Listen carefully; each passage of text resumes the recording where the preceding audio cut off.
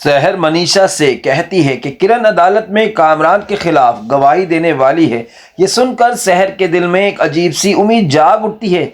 इतने दिनों से जो दर्द और बेइज्जती इसने झेली थी, शायद वो सब एक लम्हे में ख़त्म हो जाए। दूसरी तरफ ऐसी ही जो है भी दिन रात एक करके कामरान के खिलाफ सबूत इकट्ठे कर चुके होते हैं।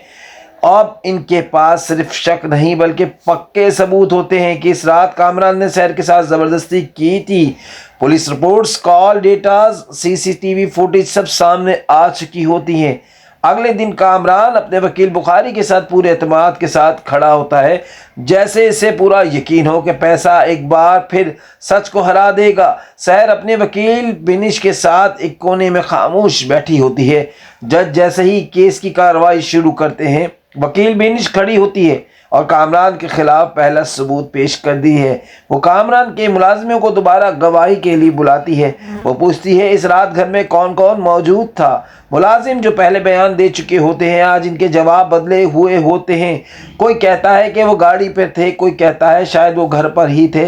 वकील बुखारी फौरन खड़े हो जाते हैं और कहते हैं कि मुलाजिमों पर दबाव डाला जा रहा है। कामरान के चेहरे पर एक हल्की सी मुस्कुराहट आ जाती है, जैसे इसे लग रहा हो कि खेल अभी भी इसके हाथ में है। अचानक अदालत के दरवाजे खुलते हैं। ऐसे ही जो है अंदर आते हैं, जिनकी एंट्री के साथ ही कोर्ट रूम का माहौल बदल जाता है। जज इन्हें आगे आने की इजाज़त दे देते हैं। एसएसपी जो है सीधे जज के सामने खड़े होकर कहते हैं कि पुलिस की तफ्तीश मुकम्मल हो चुकी है और उनके पास ऐसे सबूत हैं जो सच को साफ साफ जाहिर करते हैं। एसपी ज़ुहैब बताते हैं कि कामरान ने झूठ बोला था कि इस रात घर में मुलाजिम मौजूद थे। पुलिस रिकॉर्ड के मुताबिक इस रात कोई भी मुलाजिम कामरान के घर पर मौजूद नहीं था। जो रिपोर्ट पहले पेश की गई थी वो झूठी थी। फिर एसपी ज़ुहैब एक और सबूत पेश करते हैं। कामरान घर में सीसीटीवी कैमरे लगे होते हैं, लेकिन इसने जानबूझकर इन्हें हटवा दिया था। मगर सामने वाले घर के सीसीटीवी कैमरे से जो फुटेज मिली थी वो सब कुछ बयान कर रही थी। जज के हुक्म पर वीडियो चलाई जाती है। स्क्रीन पर रात का अंधेरा दिखाई देता है। कामरान के घर से सहर रोती हुई निकलती है, खुद को संभाल नहीं पा रही होती। इसी वक्त रोहित भी कामरान के घर में दाखिल होता हुआ नजर आता है। मुलाजिम घर पर मौजूद नहीं होते। कोर्ट रूम में सन्नाटा छा जाता है। वीडियो खत्म हो जाती है। अब किसी को भी शक नहीं रहता। कामरान का झूठ अदालत के सामने नंगा हो चुका होता है। वकील बुखारी के चेहरे का रंग उड़ जाता है। वो बेनिश की तरफ देखते हैं। बेनिश पुरसुकून आवाज में कहती है, मैंने कहा था ना, सच एक दिन जरूर जीत जाता है।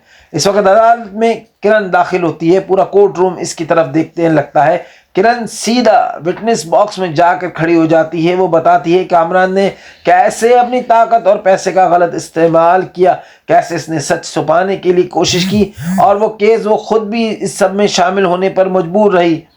किरण की गवाही के बाद कामरान बिल्कुल टूट जाता है। वो पलटकर सहर की तरफ देखता है, हाथ जोड़कर कहता है, मुझे माफ कर दो, मुझसे गलती हो गई। सहर इसकी तरफ देखती है, इसकी आंखों में आंसू होते हैं। तुमने मेरी पूरी जिंदगी बर्बाद कर दी, मुझे तमाशा बना दिया। कुछ गलतियां माफी के काबिल नहीं होती।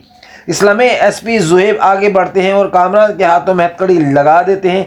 कोर्ट रूम में सिर्फ सहर जीत गई की आवाज गूंजती है। जज अपनी कुर्सी से उठकर फैसला सुनाते हैं, कामरान तुम पर जुल्म, झूठ, सबूत छुपाने और इंसाफ खरीदने का जुर्म साबित होता है। इस अदालत की तरफ से तुम्हें सजाए मौत सुनाई जाती है।